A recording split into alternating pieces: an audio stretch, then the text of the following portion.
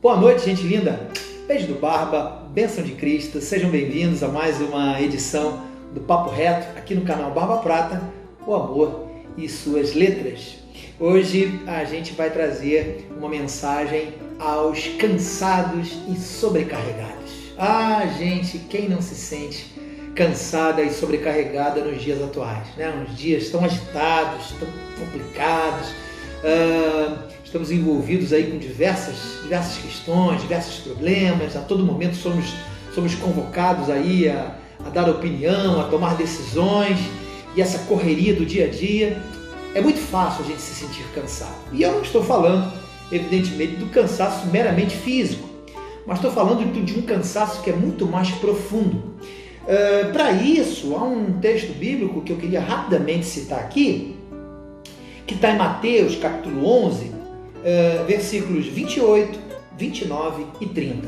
Eu queria que você escutasse com muita atenção, porque é um convite feito pelo próprio Jesus.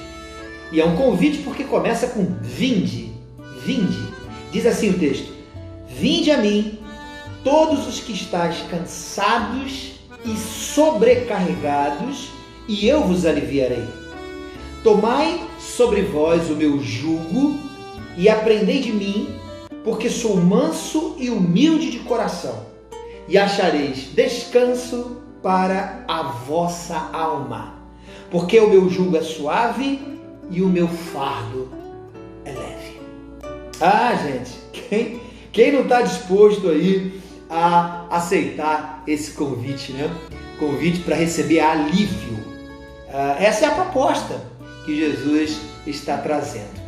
E eu fico pensando assim, o que pode originar, o que pode causar tanto cansaço em nós, né? Para além de toda a rotina que a gente tem de trabalho, vida com os filhos, vida familiar, enfim, né? Todos os nossos compromissos do dia a dia, o que mais poderia fazer com que esse cansaço e essa sensação de peso nas costas que a gente tanto carrega e que muitas vezes causa aquela prostração, aquela fadiga, aquele sentimento de que você não consegue produzir, aquele sentimento de que você não consegue andar, de que você está dando voltas em torno do mesmo lugar, né?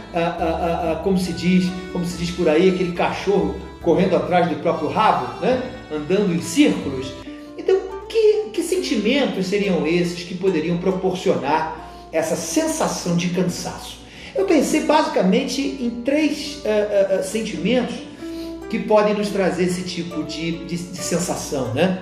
O primeiro deles, primeiro da lista, encabeça lá a lista, são as culpas. Ah, como a gente carrega isso que a gente chama de culpa. O que é a culpa? A culpa, de uma forma geral, é o famoso se.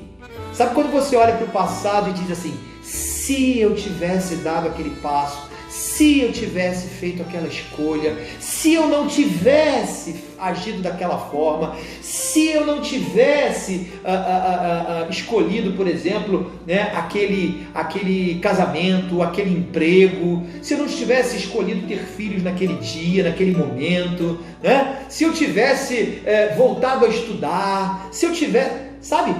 E isso vai se passando e com o tempo vai gerando o que a gente chama de culpa. Quando a gente olha para a gente mesmo e entende, puxa, eu sou o culpado pelo lugar que eu ocupo hoje, ou pelo lugar que eu não consegui ocupar. Então a gente vai carregando essas coisas e vai alimentando esses sentimentos. E isso vai gerando peso, isso vai gerando cansaço, né? Mas na verdade é inútil. O que a gente não entende muitas vezes é que esse sentimento de culpa, ele é inútil porque ele não produz rigorosamente nada. Ele não muda o passado e não transforma o presente, muito menos forja um futuro diferente para nós. Quando Jesus convida, vinde a mim todos vós que estáis cansados e sobrecarregados, ele está dizendo: vou tirar as culpas que você carrega. Vou carregar as suas culpas no seu lugar, né? Segundo lugar, além da culpa, há também os sentimentos de frustração. E o sentimento de frustração, eu diria que é um sentimento que está mais relacionado à vida presente, ao momento que nós vivemos hoje. Nós depositamos muitas expectativas em cima dos nossos planos e projetos, né? Poxa, estou fazendo faculdade, eu vou conquistar isso, eu vou fazer aquilo, eu lá no meu trabalho eu vou crescer, eu vou atingir determinado nível, né? Eu vou conseguir me curar de uma doença, sabe, você vai começando a alimentar expectativas, meus filhos vão crescer, vão ficar bem. E aí quando acontece alguma coisa errada, quando você ouve um não, quando um projeto falha, quando alguma coisa não acontece conforme o esperado, vem aquele sentimento de frustração e aquela sensação de que há um ciclo de repetição na nossa vida, sabe? Isso já aconteceu antes, toda vez que eu tento dar nisso, toda vez que eu tento dar um passo, eu não consigo andar. Sabe aquela sensação que eu gosto de dizer, aquela sensação como se você estivesse numa escada rolante, em que a escada rolante é de descida e você está tentando subir nela? Então você tenta subir e a escada rolante está descendo. Então você anda, mas nunca atinge o topo, nunca atinge lá o lugar onde você quer atingir. Sabe essa sensação? Isso a gente chama de frustração, né? E a frustração decorre de ou o excesso de expectativas que você coloca, ou a sua incapacidade de reagir quando a vida ou quando o mundo diz não pra gente. E a gente precisa ter forças suficientes, a gente precisa estar estruturado o suficiente para suportar os nãos da vida. Afinal de contas, a vida não é só sim, eu diria até que é muito mais não do que sim, né? Essa força vem da onde? Esse também é um dos convites de Jesus, quando ele diz: vinde a mim todos vós que estáis cansados e sobrecarregados, eu vou fortalecer você. Eu não vou fazer com que o mundo só diga sim. O que eu vou fazer é, eu vou tornar você forte para que você possa suportar quando a vida disser não. Você pode até cair, você pode até tropeçar, mas você vai se levantar de novo, e ao se levantar você vai prosseguir na sua jornada e na sua caminhada até atingir os objetivos que eu tenho para você. Em terceiro lugar, então a primeira são as culpas, a segunda as frustrações. Em terceiro lugar, gente, eu colocaria aí as incertezas.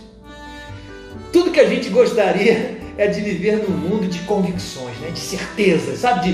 De coisas inabaláveis, né? De estruturas que a gente pudesse dizer assim: não, eu posso confiar nisso aqui, eu posso construir a minha vida em cima disso aqui que vai dar tudo certo. Antigamente falava-se muito sobre o serviço público, né? Não, eu vou fazer um concurso público porque quando eu fizer um concurso público eu vou ter minha matrícula e aí eu vou ganhar a famosa estabilidade. Mas, gente, o que é estável nesse mundo, né?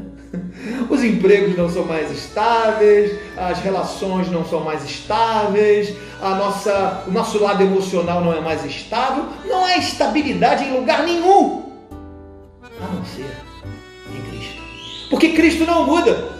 A Bíblia diz que Cristo é o mesmo ontem, hoje e o será para sempre. Então, o único lugar, a única pessoa em que não há variação de mudança é em Deus.